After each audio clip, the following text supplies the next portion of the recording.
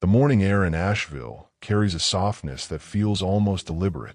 Mist settles low over the Blue Ridge Mountains, clinging to the slopes as though reluctant to leave. The gravel paths are perfectly maintained, the lawns impossibly green, and at the center of it all, rising with quiet confidence from the North Carolina earth, stands a mansion that was never meant to be quiet. The Biltmore Estate does not announce itself loudly. It does not need to. It's scaled as the speaking.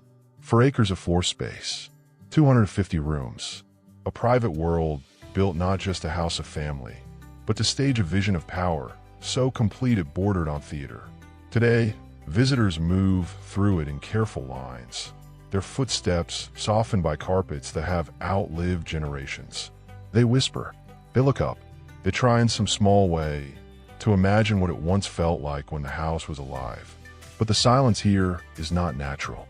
It is inherited, because this place, this vast, meticulously preserved monument, was not only a symbol of wealth, it was a witness. And like all witnesses, it remembers things that were never meant to be said aloud. There's a question that lingers in these halls, though no guide will ever ask it directly. It hangs between the stone walls and settles into the carved wood ceilings. What does it mean to build something so beautiful, if it is rooted in a world that could not afford its existence? The estate stands as proof of ambition fulfilled, but also of something else, something quieter, something harder to name.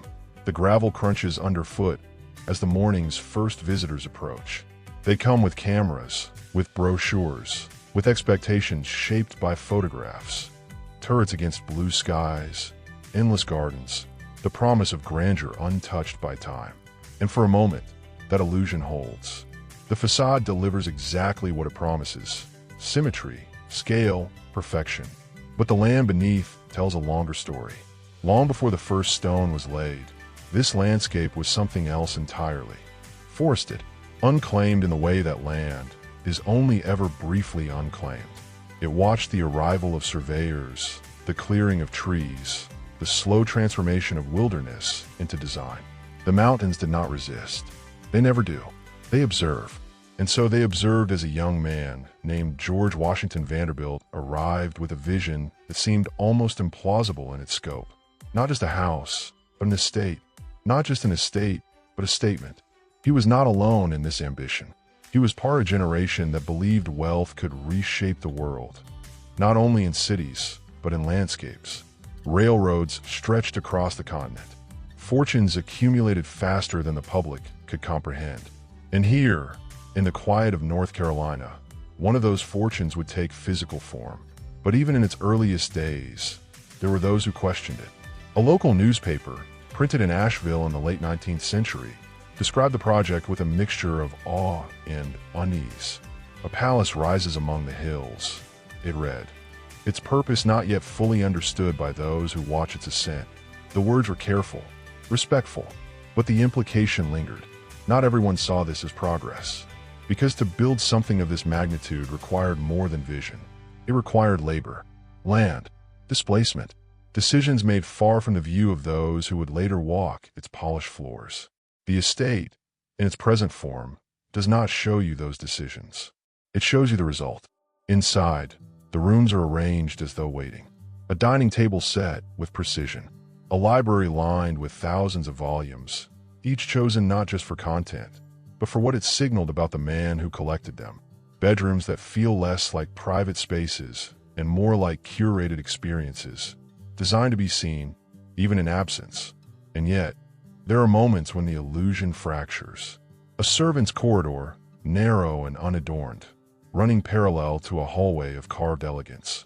A staircase tucked behind a wall, built not for display but for efficiency. These spaces do not announce themselves. They reveal themselves quietly to those who are paying attention. Because the Biltmore was never just a home. It was a system, upstairs and downstairs, seen and unseen, celebrated and forgotten. And within that system, stories accumulated. Some were recorded, letters preserved in archives, accounts written by guests who marveled at the scale of it all. One visitor described arriving at the estate as entering a world removed from consequence, where every need is anticipated before it is spoken. It was meant as praise. It reads differently now, Others left no written trace. Their presence is inferred through payroll records, through architectural necessity, through the quiet logic of how a place like this functioned on a daily basis. The people who kept the fires lit, the people who cleaned the rooms, the people who ensured that the illusion never broke for those it was built to impress. The estate remembers them too, but does not speak their names. Outside, the gardens stretch outward in deliberate harmony, design landscapes shaped to appear natural, every tree placed with intention, every path calculated. It is easy, standing here, to believe that this place has always been this way, that the beauty is inherent, inevitable. It is not. It was made, and like all things that are made, it carries the imprint of the choices behind it. As the sun rises higher, the mist begins to lift. The mountains reveal themselves more clearly, their outlines sharpening against the sky. They have seen everything: the arrival, the construction, the decades that followed. They do not judge. They simply remain, and in their presence, the estate feels smaller than it did at first glance. Not diminished, but contextualized. A human creation set against something older, something indifferent. Which brings us back to the question. Because the Biltmore Estate is often described as America's largest home, a marvel of architecture, a testament to an era of unprecedented wealth. All of that is true, but it is also something else. It is a record of what was valued, of what was overlooked, of what was required to make such a place possible. And as visitors move through its rooms today, pausing to take photographs, to listen to guided explanations, to admire the craftsmanship, it is worth asking what exactly they are seeing. Is it a triumph, or is it evidence? The house does not answer. It stands, as it always has, composed and silent, its windows reflecting the landscape that has outlasted every story told within its walls. And somewhere between the polished surfaces and the unseen corridors, between the grandeur and the omission, the truth remains, waiting, not to be discovered, but to be acknowledged. Before the first stone of the Biltmore Estate was ever set into place, before the carved limestone and towering chimneys began to rise against the Carolina sky, there was only land, and an idea that did not yet belong to it.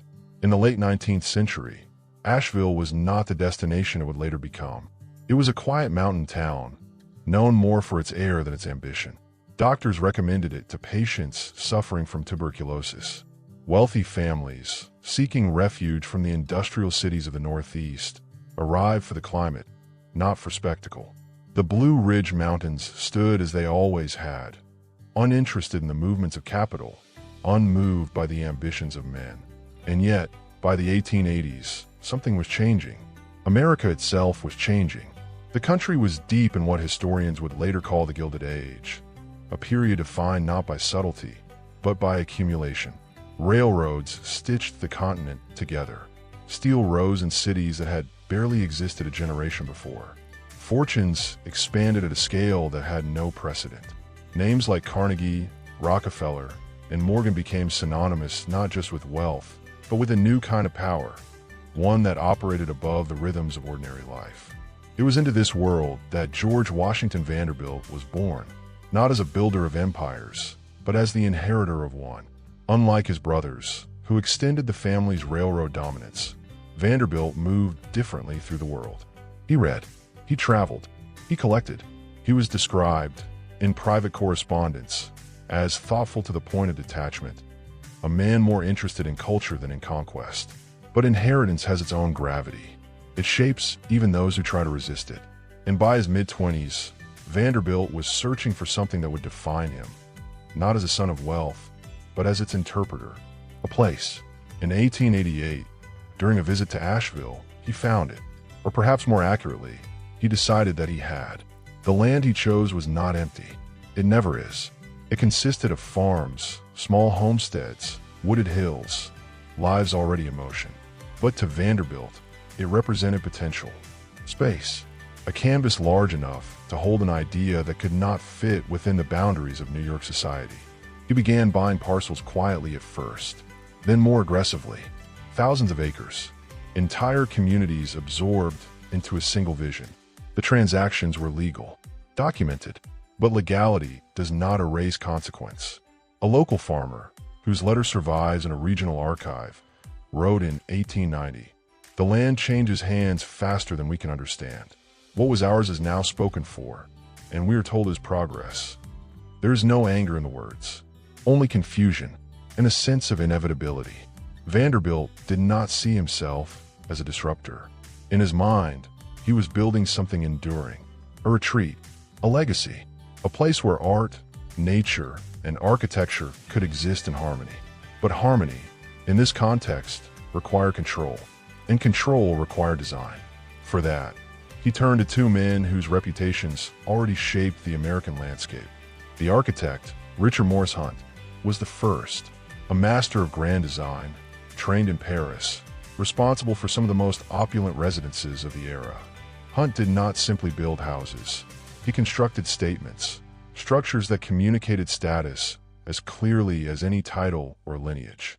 The landscape architect, Frederick Law Olmsted, was the second. Best known for designing Central Park, Olmsted approached land not as something to be dominated, but as something to be guided, though always toward a predetermined vision. He believed in the power of environment to shape human experience. At Biltmore, he would have more land than he had ever worked with before. Together, they formed a partnership that would translate Vanderbilt's abstract ambition into physical reality. But even among them, there were tensions. Olmsted, in particular, expressed concern about the scale of the project. In letters to Vanderbilt, he warned that the land had been heavily logged and overworked. It would require not just design, but restoration. "You cannot simply build upon it," he wrote. "You must first allow it to heal." It was a rare moment of resistance, not to the idea of the estate, but to the pace at which it was being imposed. Vanderbilt listened, but he did not slow down. Construction began in 1889. The numbers alone strained comprehension. Thousands of workers, materials sourced from across continents, limestone from Indiana, steel frameworks hidden beneath traditional facades, innovations in technology woven into a design that appeared, at first glance, rooted in the past. But the reality on the ground was less romantic. Workers lived in temporary camps. Conditions were demanding. The project required constant labor, constant movement, constant adjustment. There are few detailed personal accounts from these men, but payroll records and construction logs tell their own story. Of long hours, of injuries noted briefly and then moved past, of a workforce that remained largely invisible in the final narrative of the estate. One foreman's report, preserved in construction archives, notes simply, "Work continues at pace. Delays unacceptable." It is a sentence without emotion, but it carries weight, because pace here was everything. Vanderbilt was not building for necessity. He was building for completion, for a moment in time when the house would stand finished, ready to receive the world on his terms. And slowly, impossibly, it began to take shape. Walls rose, roof lines emerged. The skeletal outline of what would become America's largest private home appeared against the mountain horizon. Locals traveled just to see it, to witness something that felt both extraordinary and unsettling. A palace in a place that had never asked for one.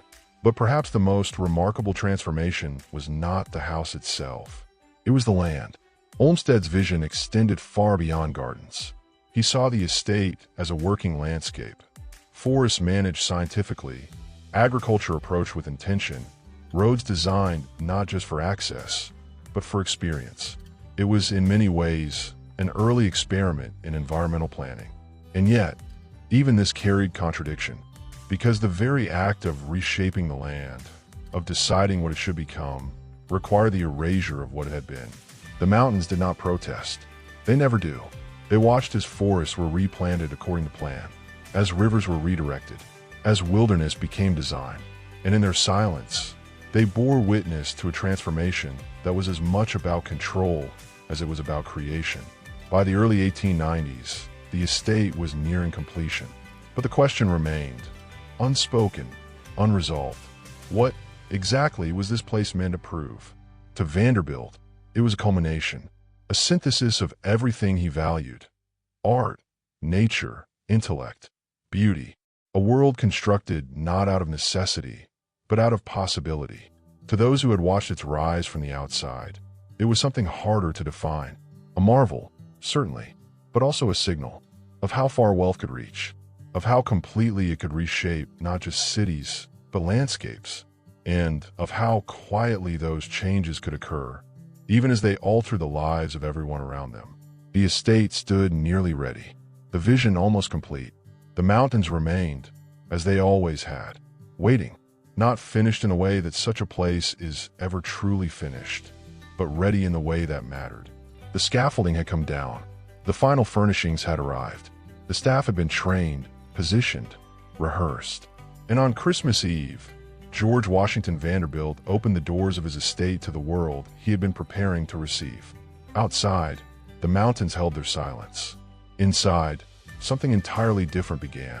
Light filled the house first, not cautiously, but in abundance. Chandeliers burned through the evening, their reflections multiplying across polished surfaces. Fireplaces, dozens of them, were lit in careful succession, each one attended, each one maintained.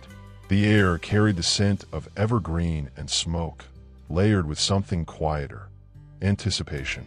Guests arrived in carriages that moved slowly along the approach, their wheels crunching against gravel that had been laid not just for function, but for sound. Every detail had been considered. Every moment, in some sense, had been scripted. And as they stepped inside, they entered not simply a residence, but an experience. The entrance hall rose above them like a cathedral, 70 feet high, stone arches framing a space that seemed less constructed than declared. It was not designed for comfort. It was designed for impact. Conversation slowed here, voices lowered instinctively. The architecture demanded it. From there, the house unfolded in sequences, rooms that did not merely connect, but escalated. The banquet hall stretched long and deliberate, its ceiling carved with an intensity that suggested permanence. A table set for dozens stood at its center, not always filled, but always prepared. Silver arranged with mathematical precision, glassware aligned as though measured by eye and corrected by hand. A guest, writing to a friend weeks after that first Christmas, described the experience in careful detail. It is not that one feels welcomed, exactly. It is that one feels expected, as though the house has already imagined your presence before you arrive. The line was meant as admiration, but it reveals something else, a sense that the house itself was an active participant in the evening. Beyond the formal spaces, the library offered a different kind of statement. Thousands of books lined the walls, collected not only for reading, but for meaning. Titles in multiple languages, histories, philosophies, travel accounts. It was a room designed to signal depth, to suggest that wealth here was not merely accumulated, but cultivated. And yet, even in this quieter space, nothing was accidental.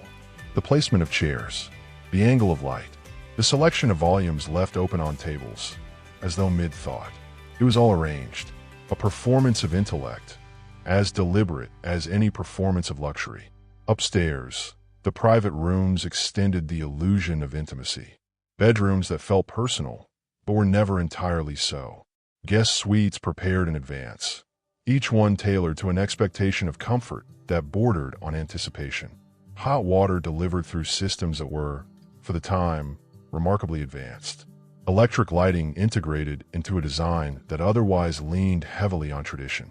The house did not simply function, it operated, and beneath it all, unseen by most of those who moved through its upper rooms, the system continued.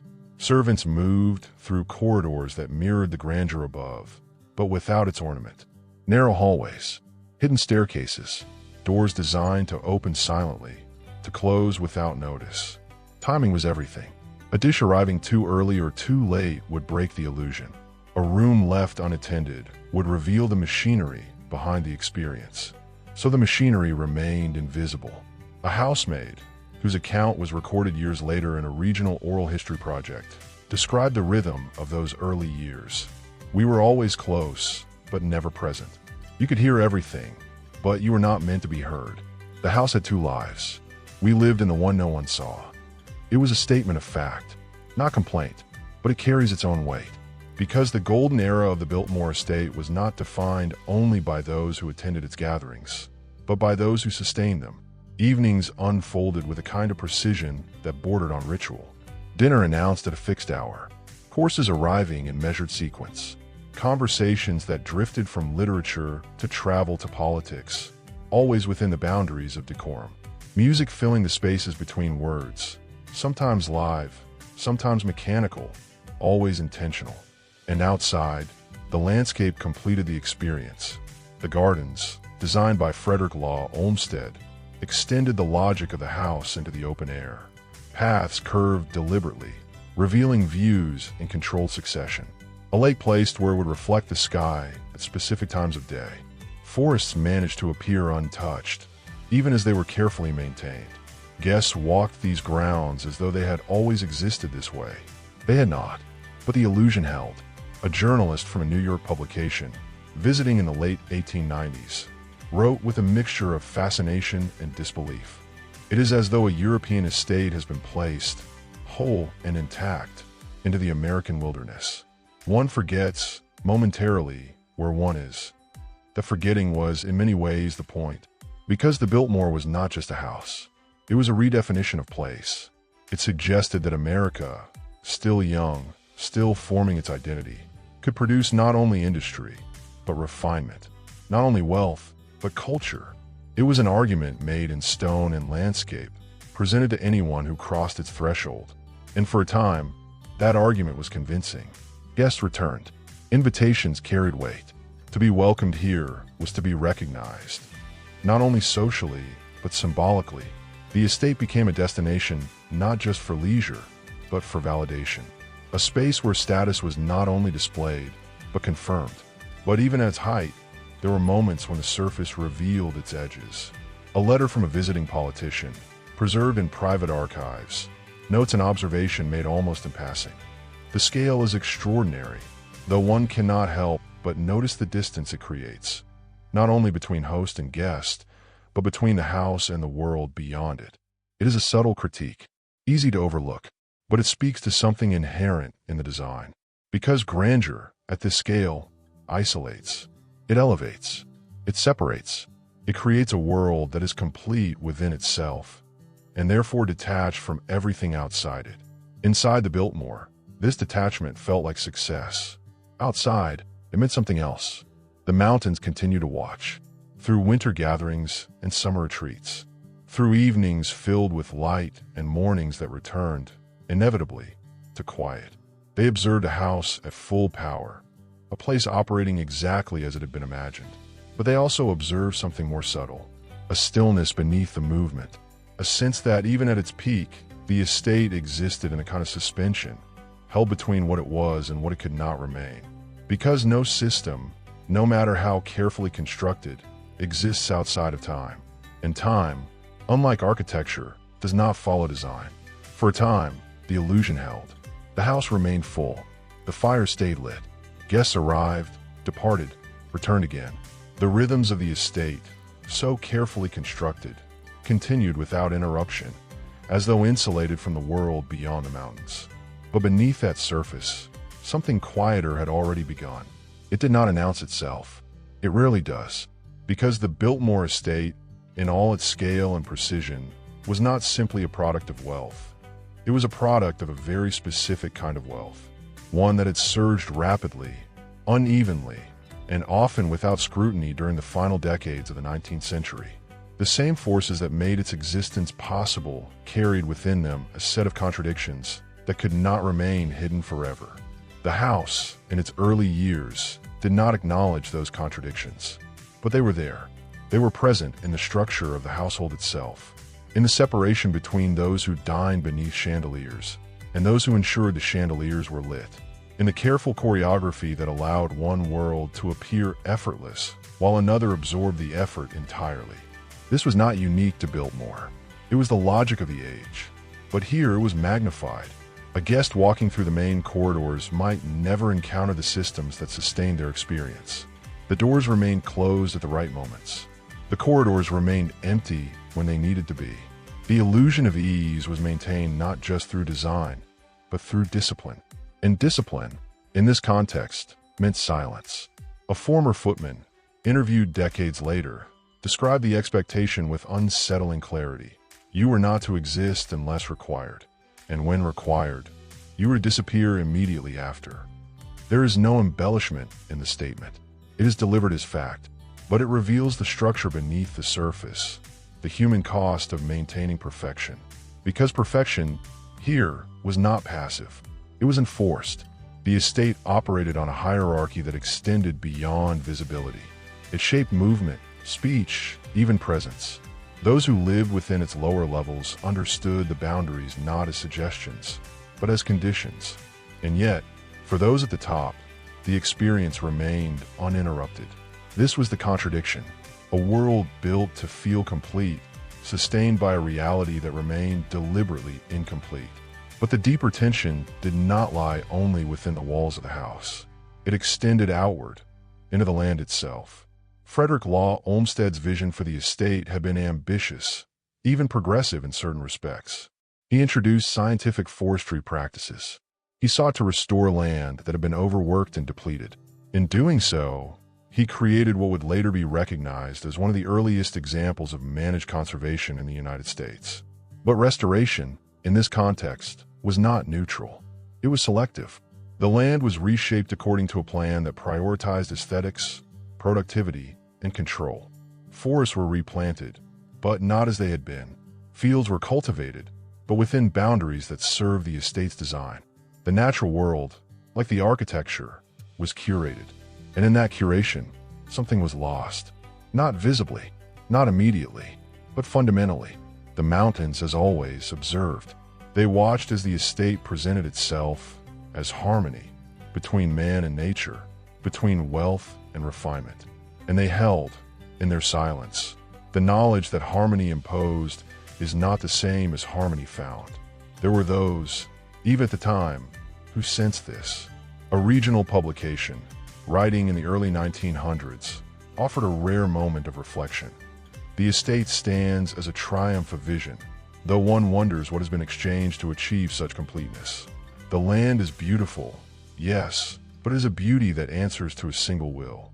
The language is restrained, but the question is there. What has been exchanged? It is not a question the house answers, because the house was never designed to interrogate itself. It was designed to affirm, to confirm that wealth could produce not only comfort, but meaning. That scale could substitute for depth. That control could create the appearance of permanence. But permanence is not something that can be built. It can only be believed. And belief, like all things, has its limits. Within the estate, there were moments small, almost imperceptible, when the illusion faltered. A delayed service that revealed the strain behind the timing. A guest who wandered too far, glimpsing a corridor not meant to be seen. A letter, written privately, expressing discomfort that could not be voiced publicly. One such letter, attributed to a frequent visitor, contains a line that lingers. It is magnificent, undeniably, and yet, I cannot shake the feeling that it asks something of us, to admire without questioning, to accept without understanding. The words are careful, but they carry weight, because admiration, when unexamined, becomes agreement. And agreement, in this context, sustains the very structures that make questioning necessary. The estate did not collapse under this weight. Not yet. It continued. It functioned. It hosted. It maintained its position as a symbol of something aspirational, something that others could look to and imagine replicating, if only they possessed the means. But beneath that continuity, the world was shifting. The Gilded Age, with its unchecked expansion and visible excess, was beginning to draw scrutiny. Journalists, later called muckrakers, started to document the inequalities that had long been accepted as inevitable. Labor movements gained momentum. Public perception, slowly but unmistakably, began to change. Wealth, once admired without reservation, was now being examined, not just for what it built, but for how it was built. And places like Biltmore, no matter how carefully constructed, could not remain entirely separate from that shift, because the estate was not outside of history. It was embedded within it. Its existence depended on systems that were increasingly being questioned. Its scale, once seen as evidence of possibility, began to suggest something else: imbalance, excess, distance. The house did not change in response. It remained what it had always been, but the meaning of what it was began to move. Outside, the mountains remained unchanged. They had seen wealth rise before. They had seen it reshape the land, the people, the stories told about both. And they had seen, with quiet certainty, that no structure, no matter how vast, remains untouched by the forces that created it. The estate stood, still complete, still operational, still admired. But now, there was something beneath the admiration. A question, not yet loud enough to disrupt the experience, but present, persistent, and waiting. The shift did not arrive all at once. There was no single morning when the doors failed to open, no singular evening when the lights refused to turn on. The Biltmore Estate did not collapse under spectacle. It moved, instead, into uncertainty with the quiet inevitability of something that had been set in motion long before anyone noticed. At first, the changes were subtle. George Washington Vanderbilt himself had never intended the estate to operate as a public symbol of excess. For him, it was personal, intellectual, even, a retreat shaped by his own sensibilities. But the world that allowed such a retreat to exist was beginning to fracture. And in 1914, that fracture found its first undeniable point. Vanderbilt died. There was no dramatic collapse within the walls that followed. No immediate unraveling. The house remained. The systems continued. But something essential, something unspoken, was gone. Because the Biltmore had never been just a structure. It had been an extension of a single will. And without that will, the estate entered a different kind of existence. One defined not by creation, but by maintenance. Edith Vanderbilt, his wife, inherited not only the house, but the responsibility of sustaining it. And for a time, she did. With precision, with care. She understood what the estate represented and what it required to continue. But the world beyond the mountains was no longer stable. The First World War reshaped economies across continents. Resources shifted, priorities hardened. The kind of wealth that had once seemed limitless now faced pressures that could not be ignored. Even those insulated by inheritance felt the strain, not immediately, but steadily. And Biltmore, for all its grandeur, was not immune. The cost of maintaining such a place was immense.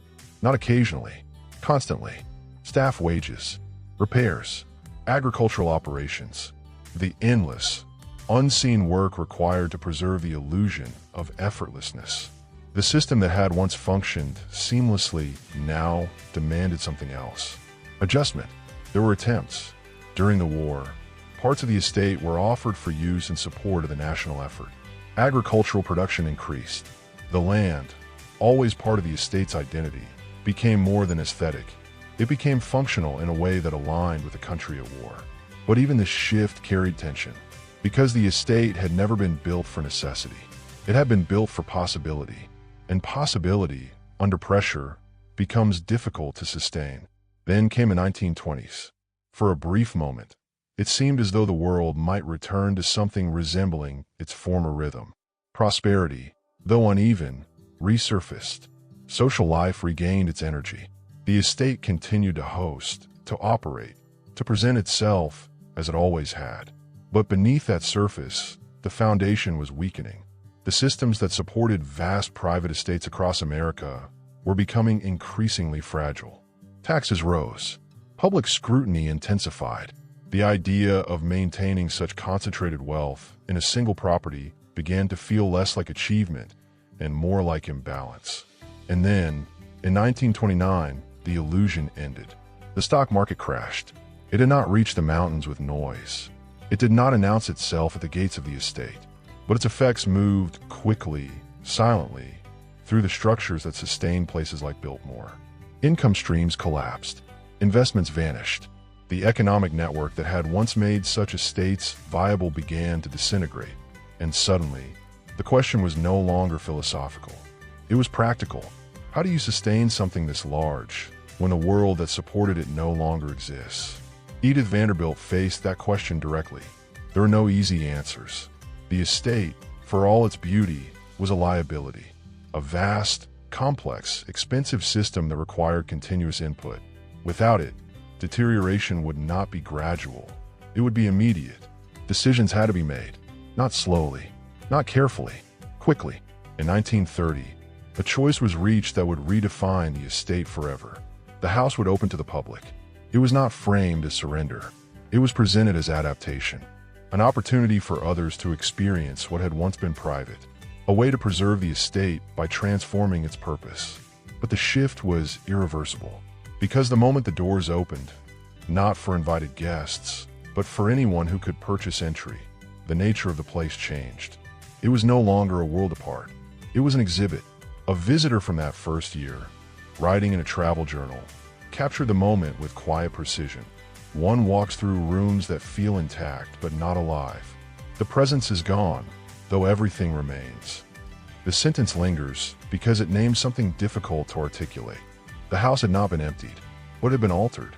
The performances that once defined it, the carefully orchestrated dinners, the curated gatherings, the invisible systems operating beneath, no longer functioned in the same way. They could not. Their purpose had shifted from experience to observation. The estate became something to be seen, not something to be lived. And with that shift came a different kind of silence. Not the quiet of absence, but the quiet of transition. Outside, the mountains remained unchanged. They had seen this before. Not this house, not this family, but the pattern. The rise of something built with certainty. The moment when that certainty begins to fracture. The decisions made in response, necessary, irreversible. The estate still stood. It still impressed. It still drew attention. But now, it carried a different weight. Because it was no longer just a symbol of what had been achieved. It was evidence of what could not be sustained. The turning point had come and passed, almost without announcement. No single event marked it conclusively. No moment captured it entirely. But the effect was clear. The Biltmore Estate had crossed from one existence into another, and there would be no return. The change did not destroy the Biltmore Estate. It preserved it, and in doing so, it altered it in ways that could never be undone. By the early 1930s, the house was no longer sustained by private rhythm, but by public movement. Visitors replaced guests. Footsteps multiplied. Voices, once measured and familiar, became varied, transient, unanchored. The estate adapted with a kind of quiet resilience. But beneath that adaptation, something essential continued to recede. Because preservation is not the same as survival. The rooms remained intact. The furniture stayed in place. The architecture endured exactly as it had been designed. But the life that had once justified all of it, the continuous, deliberate, human presence, was gone. And in its place came something else. Observation. Tour guides replaced hosts. Narratives replaced experience. The house began to explain itself. A brochure from the mid-1930s described the estate as a rare opportunity to witness the grandeur of a bygone era, preserved for the appreciation of all. The language is careful. It reframes loss as access. It transforms absence into invitation. But the shift is unmistakable. The estate was no longer a living system. It was a memory, maintained in real time. For the employees, this transformation carried its own cost. The staff did not disappear. They changed roles, adapted, continued. But the nature of their work and their relationship to the house was no longer the same. Where once they had supported a private world, they now sustained a public one.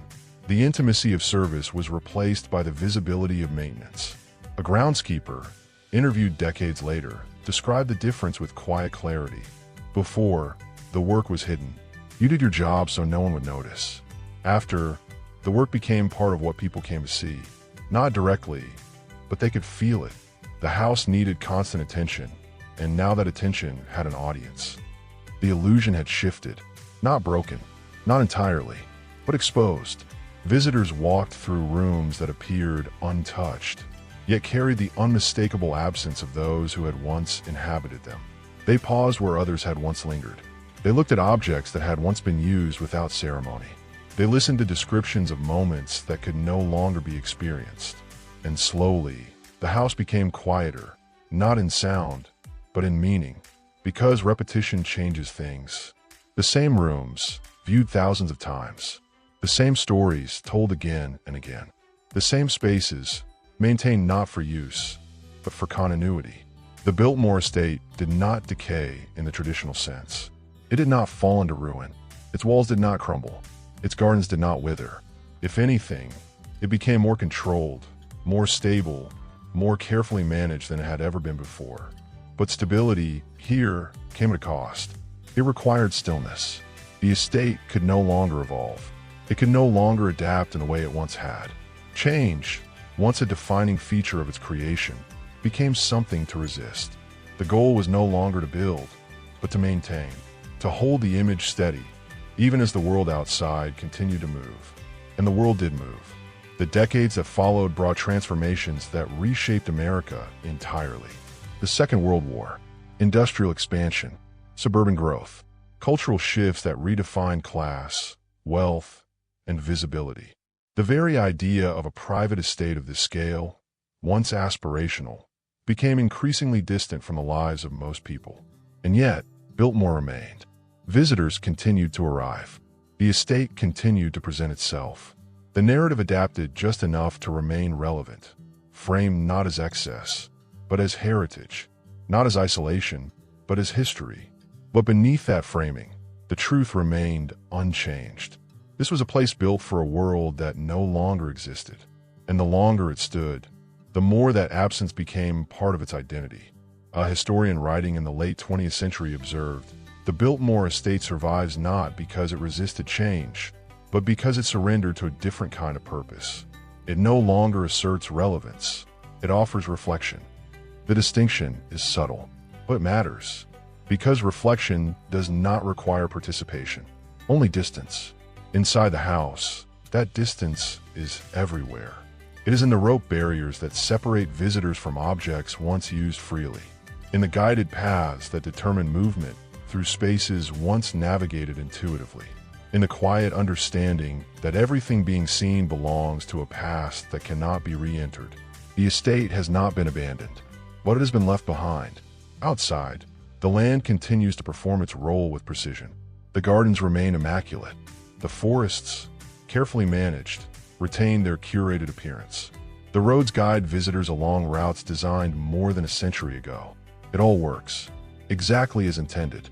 And yet, the mountains beyond the estate tell a different story. They have changed, in ways that are less visible but more profound. The region around Biltmore has grown. Asheville has expanded. What was once remote is now connected. The estate, once isolated by design, now exists within a broader network of movement, commerce, and culture. It is no longer apart. It is surrounded. And in that shift, the meaning of the estate changes again. Not dramatically, not all at once, but inevitably, because a place that was once defined by separation cannot remain unchanged when that separation disappears. The Biltmore Estate still stands. It still draws visitors. It still inspires. It still holds, within its walls and across its land, the physical evidence of an ambition realized at a scale few could imagine. But it also holds something else, a record of transition, from private to public, from living to preserved, from relevance to reflection. And in that record, there's a kind of loss that does not announce itself. No doors closing, no walls falling, just a gradual, irreversible shift, until one day, without anyone marking the moment precisely, the house is no longer what it was, and never can be again. The morning arrives the same way it always has. Mist gathers in the folds of the Blue Ridge Mountains, settling low before lifting with the slow certainty of daylight. The gravel paths are already prepared. The gardens hold their symmetry, and the house, immense, composed, unchanged, waits. Visitors will come. They always do. They will walk through rooms that have not moved in over a century. They will pause beneath ceilings that were designed to impress people who are no longer here. They will listen to stories that have been refined over time, shaped into something coherent, something presentable. And for a moment, it will feel complete. But the completeness is constructed, because what stands here now is not the Biltmore Estate as it was. It is the Biltmore Estate as it can be remembered. There is a difference. The house no longer hosts the lives it was built to contain. It does not anticipate guests in the way it once did. It does not operate as a system of movement, hierarchy, and quiet precision. Those rhythms have been replaced by something steadier, something more controlled, a version of itself, preserved but altered, and yet nothing about it feels temporary. The stone holds, the wood endures. The design, so deliberate, so exact, continues to communicate the same message it always has, that this place was built to last. In one sense, it succeeded, but endurance is not the same as continuity, because what has lasted here is the structure, not the world that created it. That world of concentrated wealth, of inherited power, of landscapes reshaped to reflect individual vision, did not disappear entirely. It transformed, it dispersed, it became less visible in some ways, more complex in others. But at Biltmore, it remains visible, fixed in place, a physical record of a moment when wealth did not hide itself, when it declared, when it built not only for function, but for meaning, however narrowly defined that meaning may have been. And this is where the estate becomes something more than a historical site. It becomes a question, because to walk through Biltmore today is not simply to observe the past. It is to encounter a version of it that has been carefully maintained. The contradictions are still there. They have not been removed, only softened. The separation between those who lived above and those who worked below. The transformation of land into design. The quiet absorption of lives and labor into a single vision. None of this has been erased, but neither is it centered. It exists at the edges of the narrative, waiting for those who choose to look beyond what is presented. And that choice matters, because preservation, by its nature, selects what continues. It decides what is worth holding in place, and what can fade. At Biltmore, what has been preserved is extraordinary. The architecture, the craftsmanship, the scale of ambition. But what has faded is just as significant. The tension, the imbalance, the cost. A historian, reflecting on estates like this one, wrote, "We preserve these places not only because of what they are, but because of what they allow us to forget." It is a difficult sentence, not because it is unclear, but because it is precise. Forgetting is not an accident. It is a process, and places like Biltmore exist within that process. They offer beauty that is easy to accept. They offer history that is structured, navigable, contained. They allow visitors to move through the past without being required to confront it fully. But the past does not disappear simply because it is quiet. It remains in the architecture, in the land, in the decisions that made both possible. Outside, the mountains continue their long observation. They have outlasted the estate, even as the estate appears permanent. They have seen the land before it was cleared, before it was shaped, before it was named as something belonging to someone. And they will remain long after the last visitor leaves, after the final guided tour concludes, after the house, no matter how carefully maintained, begins, eventually, to yield to time. Because everything does, even this. The Biltmore Estate stands today as one of the most visited historic homes in the United States. It is admired, studied, photographed. It has, in many ways, achieved a second life, one defined not by private experience, but by public engagement. And there is value in that. Preservation allows us to see what would otherwise be lost. It gives form to history. It anchors memory in something tangible, but it also asks something in return. Attention, not just to what is shown, but to what is implied. Because the story of Biltmore is not only about what was built, it is about why it was built, and who made that possible, and what it required. The house does not answer these questions. It cannot. It stands, as it always has, offering itself without explanation. The gravel paths remain, the gardens hold their lines, the rooms wait, and the mountains watch, unchanged, as they always have, indifferent to admiration, untouched by preservation, carrying within them a timeline that does not bend to human intention. So the question remains, as it has from the beginning, not about the house itself, but about us. When we choose to preserve places like this, to walk through them, to admire them, to tell their stories, what exactly are we choosing to remember? And just as importantly, what are we willing to leave unexamined?